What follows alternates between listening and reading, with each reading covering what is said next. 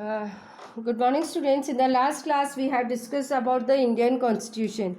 Today, we are discussing about why does our country need a constitution. See, a democratic country need a constitution because a constitution tells us about fundamental nature of our society. A constitution helps serve as a set of rules and principles that all persons in a country can agree upon on the basis of the way in which they want the country to be governed. Next, the constitution also spells out the ideals that citizens believe that their country should uphold. Now, another point we can also discuss, see, we need a constitution because we need a government to protect our natural right to life, liberty and property. The constitution is the fundamental law within which the government must operate. See, most of the countries in the world have a constitution.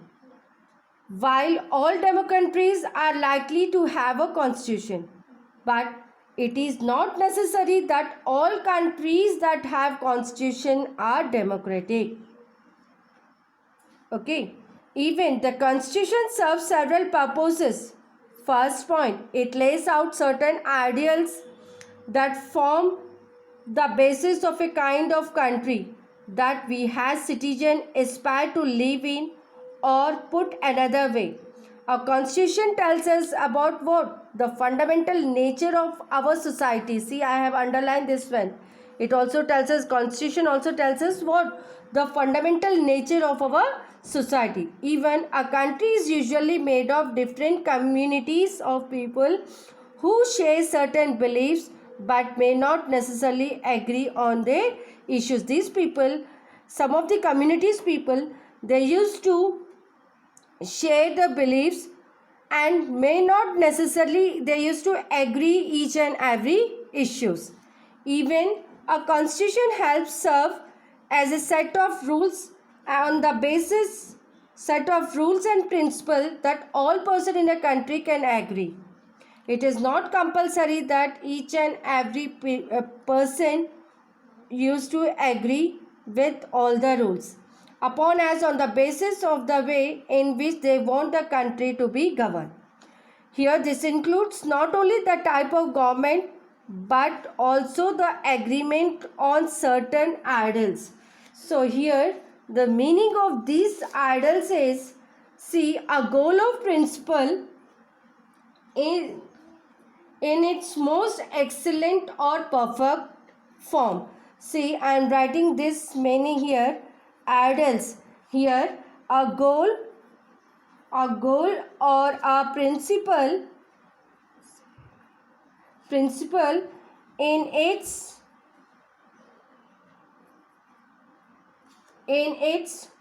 most excellent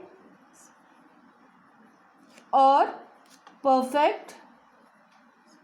perfect form is known as ideals.